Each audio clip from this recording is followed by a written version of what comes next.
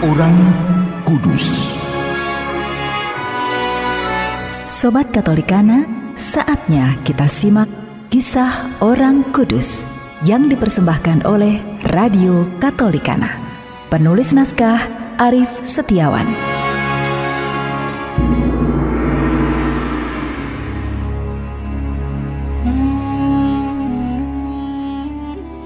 Saudara-saudari, hari ini kita akan mengikuti kisah Santo Petrus Celestinus, seorang paus dan pengaku iman.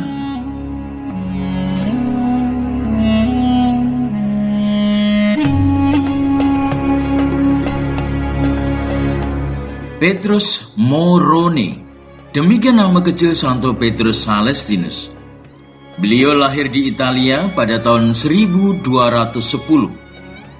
Ia merupakan anak ke-11 dari 12 bersaudara. Dari semuanya, hanya Petruslah yang mendapatkan pendidikan formal hingga menamatkan pendidikannya menjadi imam dari Ordo Dominikan. Dalam pelayanan imamatnya, Petrus Celestinus juga mendirikan sebuah pertapaan sebagai sanggar belajar bagi para muridnya. Ia yang menerima kemuliaan karena ketegunannya di jalan Tuhan, suatu saat menerima tugas yang tidak diimpikan.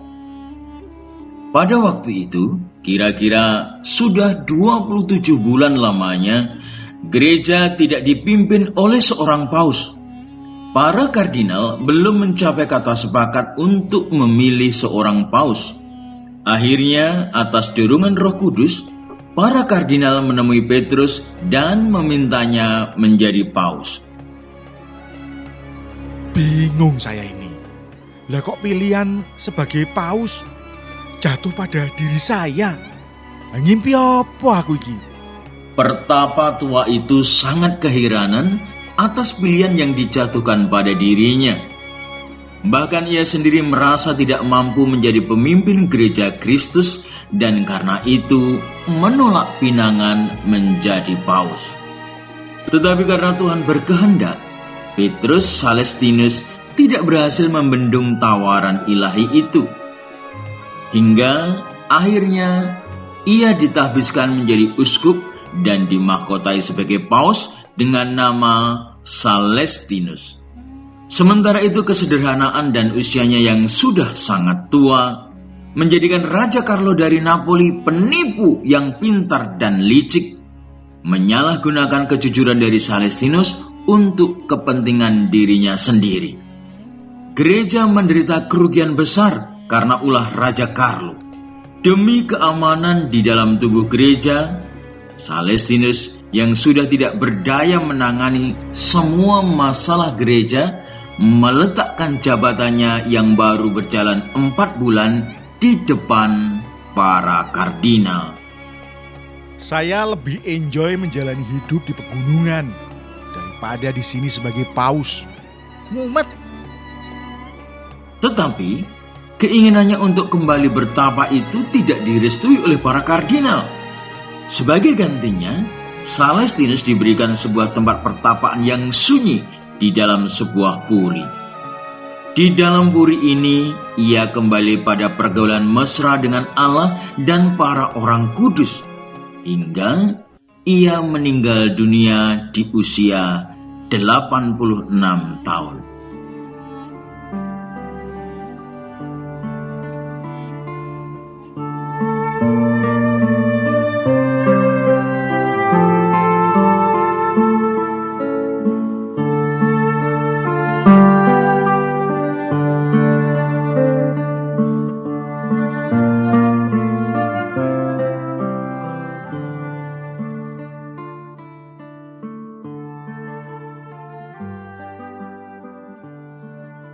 Yesus merasakan bahwa tugasnya semakin berat karena banyak orang yang membutuhkan uluran tangan kasih-Nya. Maka untuk membantunya melaksanakan tugas-tugas itu, Yesus berbicara kepada Bapanya dan kemudian menetapkan ke-12 rasul untuk menyertainya dalam memberitakan Injil. Yesus pun membekali mereka dengan kuasa untuk mengusir setan.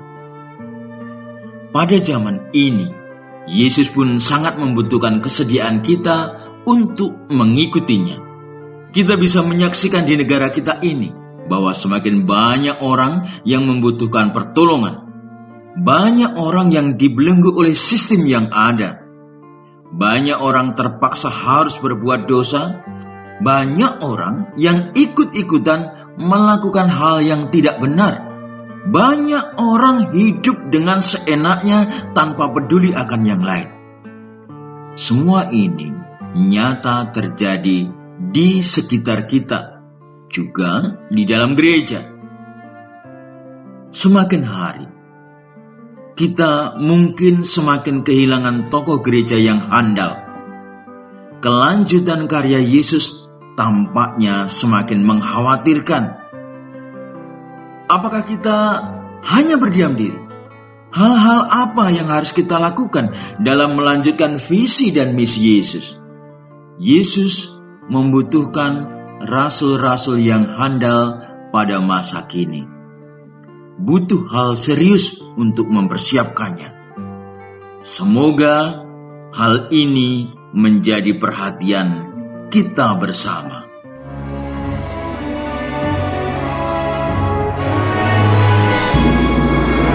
Demikian kisah orang kudus hari ini. Kisah orang kudus dapat Anda simak di Radio Katolikana setiap hari pukul 12 waktu Indonesia Barat dan pukul 19 waktu Indonesia Barat. Sampai jumpa di kisah orang kudus selanjutnya.